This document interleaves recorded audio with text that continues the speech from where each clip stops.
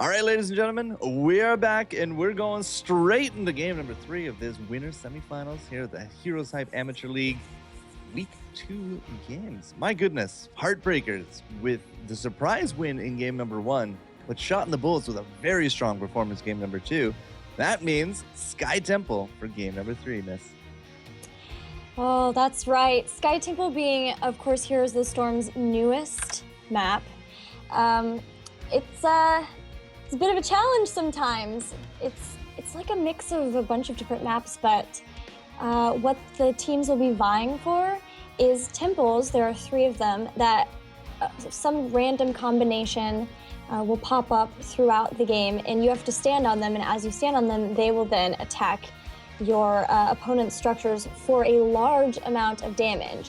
But while you're on there, of course, people will be coming to try to attack you to get you off, and of course, there's the minions, there's neutral minions that spawn in the temples that will try to attack you and get you to leave their temples as well. Get out of here. Shoo. This is my temple. Yeah. Right.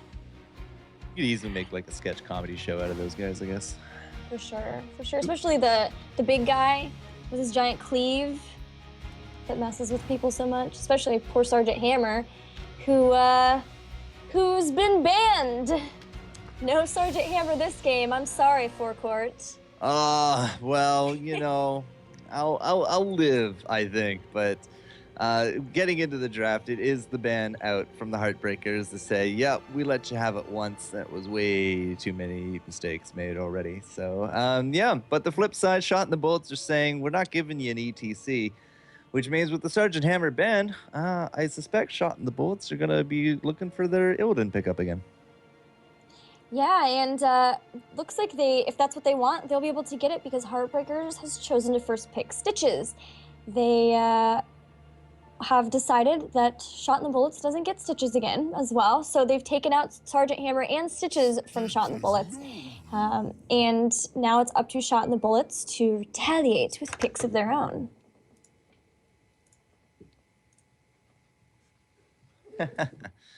A lot of new viewers, a lot of new faces here in the channel. Welcome, guys, to the Amateur League, where we sit down, we watch some of these newer teams play, and we have a little bit more of a relaxed casting style, a little bit more informative here. So, welcome, welcome. And game number 3, it's a heck of a game for you guys to be joining, because with this draft, it's basically do or die for both of these teams. We've seen Illidan comps protect the Hammers, and curious to see what we're going to be seeing this round. But Shot in the Bullets, we're going to come out swinging with their Vala. It's a great backline. Very strong assassin. Well, very likely for the assassin role, number 1 right now, because Tychus got hit by the nerf bat. Falstead is scarce. And we saw Jaina last round actually win, which is not something we see every day, but she's a dream when it comes to some higher competitive games. And like, who else is left for ranged assassin? Raynor and Tychus. We haven't really seen Raynor at all. We've seen a few Tychuses, but he's not quite the tanky guy that he used to be, is he? No, he's not. Basically, the change that happened to him before, you've seen that Odin. Before you could hit the Odin and you'd have a brand new health bar. So Tychus would run in, do a bunch of damage, get low, hit Odin, do a bunch more damage, and then sort of leave as the Odin's about to expire. But now, when you hit Odin, you get the same amount of health that you had when you started. And if you die in Odin, you die fully as Tychus as well. Captain goes down with his ship. He does. And I'm cool with that. 3 for 3, I believe. Shot in the Bullets. You're going to take that Nazebo here as well. So they're definitely a big fan of the Witch Doctor. If he can sneak past those bans, he's has been more or less first or second pick potential for a lot of these teams. But I think it has been now 3 for 3 now with Shot in the Bullets. And, you know, we still don't have any of those supports on the table quite yet, but there's no bans out there either. So Heartbreakers, they got themselves that Stitches. Not entirely too sure what else are really kind of tipping to their hand here, but if I had to guess, I'd say this is going to be a support this round. You think maybe they'll just pull 2 supports and kind of keep them away from Shot in the Bullets? Or you think maybe we'll see a support and assassin come down? Well, if Shot in the Bullets are going to go for an Illidan, and there's nothing to say here that they won't, then yeah, trying to get some of those supports out early, especially the Rhaegar. And as we say it, the Rhaegar is going to be taken away right there. The Rhaegar Illidan, I mean, the Rhaegar Thrall combo when it came out, the Shaman boys, it's a heck of a dive comp, but even stronger is actually the Rhaegar and Illidan combination, because Lightning Shield, you can go Shield Dog and pimp that out, and the Ancestral, the healing, the healing ward, not the healing ward, the healing totem at level 1. I mean, it's super strong early on. And at level 13 for the Rhaegar, you can get Fight Dog, which means you can just easily go diving with the Illidan, keep him up. It's such synergy. So taking it away and using it for themselves, definitely a good step. They do also now bring back their Falstad. We saw that in game number 1 as well. They did. I think maybe Jasmine will be playing it again. Seemed to be pretty comfortable on that, so that might be where that's coming from. Going back to their sort of roots, if you will, dwarven roots. But now Shot and the Bullets are able to pick 2 more, and they're going to choose Diablo and Uther, and fairly confidently as well. What are you thinking about that? Still no Illidan. Yeah, I'm not entirely too sure we will actually see that Illidan now from Shot. And they see the Rhaegar actually taken out. And they do actually pick up the Diablo again. We've seen more Diablo today than I think I've seen Diablo in the last 2 weeks. But either way, the Apocalypse build has been very popular today. And we'll see if Shot and the Bullets are actually going to take that to heart. They do have themselves Nazebo. So they might, depending on who else comes out here from the Heartbreakers, like there's nobody that really has to sit down and channel. The Sergeant Hammer's out. The Nazebo's already on their side. We might see a Lightning Breath this round. Just looking for some of that damage. The Uther, of course, just is a great overall support. It's great stun. Soaks a lot on the front line. Walks away from damn near everything in the early game. So Heartbreakers needs to put probably another damage on the board. And if I have to guess, there's going to be a Tassadar here. Well, they've chosen Muradin first, so picking up a second tank. Again, going back to that 2-tank sort of old school play. Going back to the Diablo and Uther and Nazebo, I believe Shot and the Bullets, we saw a game with them where they did sort of the Apocalypse, Divine Storm, and then the Ravaging Spirit on top of everyone just being really mean. Yep, sounds right. So I think that could be what they're trying to recreate here. But yeah, that Lightning Breath does a ton of damage, and if they were able to pick up, a Malfurion on top of the Uther, they could really use the roots and the Divine Storm to sort of hold people in place while Diablo just breathes fire on them. It's gonna be a Zagara to flesh out the Heartbreaker lineup. So Rhaegar is the solo heal here. Absolutely nothing wrong with that when it comes to Hero League, but Rhaegar as a solo healer in some of these games, not entirely too sure how he's going to end up, especially if he does get stun locked out by the Diablo, by the Uther. And it's kind of situational here. They are taking Zagara though for the Maw, because they're looking for some team fight and zoning control there. I'm just trying to, it really depends on what this last pick is, but if it's going to be another melee, I suspect we're actually going to see the Bile coming up from the Stitches instead of the Hook, because then they'll have Bile and Maw to kind of dictate the fight and the zone control. But I suspect Shot and the Bullets, I mean, Tassadar are still on the board. They got double damage, they got their front liners. Just add somebody that can do the front line and do the damage is a great round off. Yeah, and they're gonna go with Zeratul. Are they? Yeah. Oh, mine's bugged then. Oh no. Yeah, they've chosen Zeratul, so hoping to get the Void Prison on top of all of the other sort of AoE stuff they have going on. AoE stuns from Diablo, possibly Diablo, but definitely Uther. We'll have to see what they do, but you did say if they went another melee that maybe Stitches will go Bile. We'll have to see if he chooses that over the nice sort of displacement that comes from Gorge. Comes down to also like who can you actually gorge and get a kill on sometimes. Right. And you gorge, you hook and you gorge an Uther, well, you're going to spit him right out into your team, who he's then going to Divine Storm. The Diablo will just Apocalypse, the Zeratul will VP or Blink or both.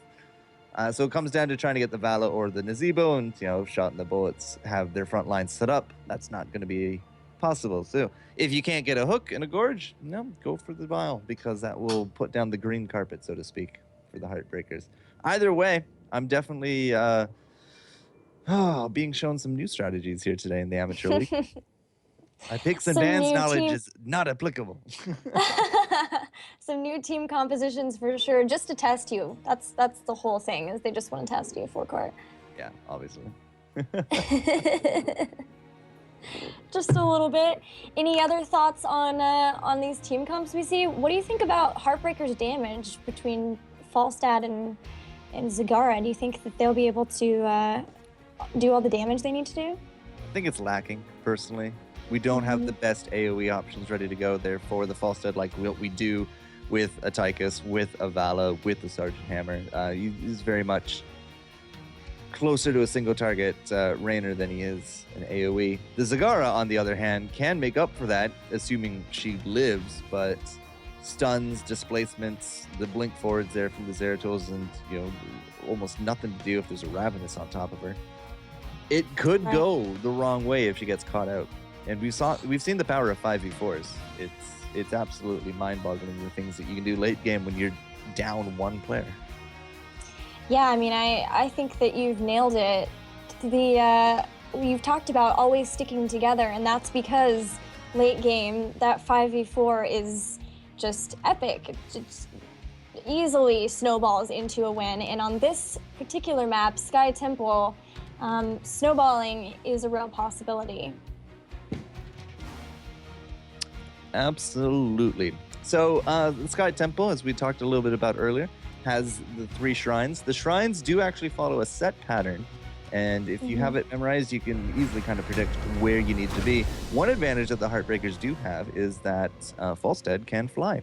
So he does have a little bit more mobility when it comes to the team comp. He can sit out there and soak a lane when need be, and then fly to the fight at the very last second, trying to provide an experience bonus for the team. Can also get to the shrines from afar in fairly short order.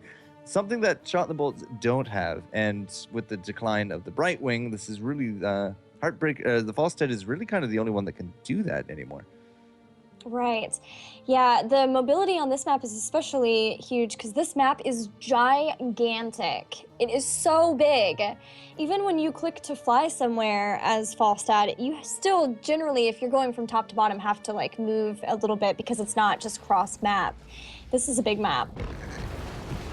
It's, I think, now the largest map in the repertoire. I believe it is actually bigger than Kristalla. Really? I believe so. Yeah. I mean, it's absolutely massive from point to point. I mean, look at the mini-map. It takes up like a quarter of the screen. Not Good really old mini-map. Now, I have to wonder, what the heck are these chains actually anchored to? I mean, this is a floating island in the sky, and it's apparently anchored to something. I have absolutely no idea what. It's gotta be some really long chains then. They're huge, too. Like, who made these? The Titans? Come on. Either way, the boys and girls on the blue hand side, the left hand side. I don't know why I want to call it the blue hand side. It's really weird. Kill the Hype, Jaslyn, Jumping Duck, Bro Montana, and into the bottom lane is going to be Silent once more for their Game 3 debut. Winner goes home. But who are they up against, Miss Gilead? Well, they are up against Shot and the Bullets, the winners of the last game. We've got Bass Drop, aka Face, Barcode, Visceral, and Shot. And Shot. Thanks. Team is named after him. He deserves an intro. Zeratul was eluding my vision a little bit, but we found him. And why don't you talk about how laning is until the first symbols? It's going to be pretty static, at least from red. At least from blue, so the Heartbreakers. But, with this Zeratul going back and forth, he's going to be looking to control the watchtower so that they can gauge any kind of danger coming out into the top lane. Bro Montana is totally on top of it, so this is almost like a game of cat and mouse, almost. But I would have expected the Zeratul to roam bottom, look for a kill on top of Silent, because once these shrines pop, which you can see is going to be top and middle, if they could have cemented a kill on top of Silence, that would have been a really big bonus to their experience, because nobody would be soaking bottom here from blue like Silence doing right now. But looks like she's just going to come late to the party, and Shrines go one each, at least initially. Yeah, and they're pretty even. Red, the Snake Temple in middle, is just a little bit further into the process of the Shrine. But while this is happening, Jumping Duck and Bro Montana were doing a little bit of damage. Base Drop trying to grab Bro Montana. Can't quite kill him. Oh, but Shot jumps in and, of course, destroys him. Kill the Hype has to jump out. And now, Red Team's going to be looking to try to get the last few shots from this top temple. And they're going to be able to do it. Throwing Jumping Duck into the fray, body blocking him and taking him out as well. Jazzlin's going to have to just poke a little bit, but make sure not to get caught out.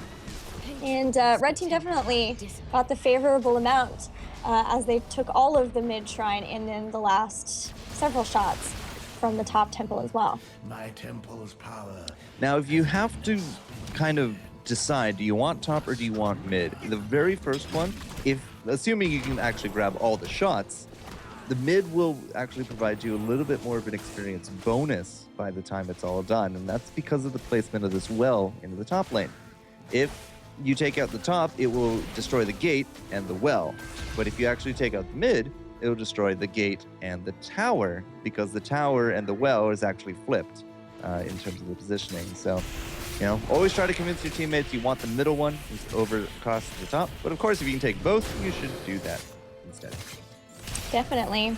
So if you notice, very sneaky Shot is giving vision of Bro Montana, who is trying to solo these bruisers, which is really great to take at this point, because the next temple is bot. But there comes Base Drop. He's jumped in. Bro Montana goes down, and they're going to possibly be able to secure these bruisers. There they go, Jazzlin's flying away. Yeah, you might expect that Base Drop, because, like, you know, the Diablo doesn't jump or phase or anything. He shouldn't be able to go through that, but he can. And I saw that setup, and I thought that was actually very sneaky, and that's very mean to Bro Montana. You know, he was a dog with a bone, but unfortunately, yeah, he got out-muscled right there. He did. All he wanted in life was to have some bruisers hang out with him. No, but that's not going to be the case. Not anymore. Not for a bit, anyway. Nope. Shot in the bullets. Still got a little bit of an experience lead, but not too far ahead. And now we have the next temple activating in about 10 seconds. Of course, the second round temple is always just the bot one, and this bot temple is the worst. I've died so many times on this thing. It's just very difficult to get to try to siege into, because you see there's only 2 entrances into it, and it's pretty tough. Do you think, what do you think is going to happen here? Are they going to go contest it? No, Red's not going to contest this. They're just not in the position. They did actually take the top bruisers, remember? And now they've also taken their bruisers, and because there's so much timing into the dedicated to the top and the temple's bottom, there's no point trying to get down there because the travel time is just absolutely murdered. So instead, they're going to just trade out. I mean, this bottom fort will drop to the temple pressure, but so will this top to the pushing pressure. So believe it or not, despite not even going down to the temple, it's still going to be the experience advantage for Shot in the dark. As you can see, they already have their heroics. They do, and they're going to try to make something happen during the small window where they do have it. Shot's jumping in, possibly going to try to get a Void Prison on somebody, but Heartbreakers are being pretty safe. Do get the pick on Base Drop, but he's so tanky, it's not even going to be a problem. And this mid fort is going to go down as well. Yeah, without Zagara there, without that level 10, there's no way that we're going to have an engage here from Heartbreaker. They are not that crazy to be jumping in 11 to 9. 11 to 10 is a little bit different, and, well, we see the return of the Mighty Gust. We'll have to see if that can save the Bro Montana, and the answer is no, because Falstead is way up top and not with the team. And instead, it will just actually be the death of the fight dog once more, and it will be these Giants to be pushing here for this the bullets, and they're going to go straight for a boss. this boss is unlike any of the other bosses in the other maps. He has this whirlwind, which you're seeing fly around. It'll push people around, and then he also has a huge slam. Jumping Duck's trying to get a throw, but Base Drop just throws him back in as well. And now, Aquaface and Shot are going to be able to secure that kill, and also they've gotten the boss as well. That kind of backfired for Stitches there a little bit, didn't it? Just a bit. Now, the Stone Bro here is still throwing stones at this tower. Wow, it's actually going to go down immediately. But still, I mean, that pressure into the bottom. We also have this boss into the bottom, and we're almost having like a lemming effect here from Heartbreaker. They go in, they lose one, they back off. They go in, they lose one, they back off, which means that between spawns, they're very much on the defensive. They're not going to be getting any kind of kills. It's 5 kills to 0 kill lead. And the map pressure and now Temple spawning, this is just looking better and better again for Shot in the bullets. And even this fight, I mean, Bro Montana, he's the big target. Remember how I said I don't feel confident about the solo healing of Rhaegar in a competitive match? Well, this is the reason. Yeah, I'm seeing it now. Zagar does catch several people in the maw, not Nazeebo, who is able to use his Ravenous Spirit, but Falstad quickly stops that. Unfortunately, Jumping Duck is getting caught in between several heroes, and Falstad's not able to barrel roll completely away, so both of them die as well to Shot and the bullets. And now there are 2 temples up, haven't been taken yet, and 2 heroes are down for Heartbreakers, although Falstad will be able to fly in somewhere, so at least he has that mobility. 2 levels down, but like, where would he fly into? Can't go to a temple. Falstead can absolutely not solo a temple. It just is not built for it. And now with 2 temples now kind of crashing down top of the Heartbreakers, like they've lost out all their forts. They're getting heaps pressured in from 2 separate angles, and 2 levels down is very discouraging to do any kind of big team fights here. Yeah, definitely. I really like what we saw Diablo do, which was just leave the bottom shrine when he saw the other team was coming. They definitely have the advantage when it comes to experience and when it comes to heroes, as Stitches has just died again to the Singularity Spike. But if you look, when it comes to structures, Red Team has far more up still than Blue Team does. They are able to just go ahead and trade structures. If they're trading structures at this point, 1 each, Blue Team is going to be losing the fight every time now. Absolutely right. And I mean, they even gave up this bottom shrine. They gave it to the Mirrodin, who went and dealt with it, but Stitches went down, they caught out the Falstad. The pressure down mid is just absolutely astounding. Jaslyn way too far forward for this team engage, and wow, that is a 4-man Void Prison, but unfortunately they did get mod. There's the Wombo though, and there's the follow-up. That is the big money maker right there. Bro Montana with that Ancestral will stay alive, but the hat trick goes immediately over to Shot in the bullets. Now they can't push and win, but damn, are they not fan of this game. Yeah, Reign of Vengeance plus Ravenous Spirit plus Divine Storm plus Apocalypse. That's scary. And the Void Prison to set it all up. That was a great fight for Shot and the bullets. And I believe we had this Wombo. I think it was game number 1 that we actually had this Wombo. No, they didn't have the Zeratul. It must have been another team I'm thinking of that actually tried to set this up. And it's a very old school kind of Wombo. I mean, the only thing it's missing is a Gazlo. Right? With the Gravel Bomb. But yeah, the Gravel Bomb into the Apocalypse, and the Divine Storm. You never move. And it's absolutely terrifying. And right now, Shot and the Bullets are really looking good to move on here to the finals, because they dropped game number 1, but game number 2, they had the momentum. They got to be feeling good about that. And they've carried that over very nicely here to game number 3. Yeah, definitely. I mean, they've had their level 16 talents for a long time now, and Heartbreakers are still at 14, so they've still got a long way to go to even try to get those 16 talents. We've talked so much about those 16 talents. And with that level experience, we're going to be going into another temple phase, and it's looking rough for the Heartbreakers here. Almost 17 to the 15. Again, 1 talent here between them. Red saying, all right, nobody's up top. We're actually going to leave that and try to contest bottom.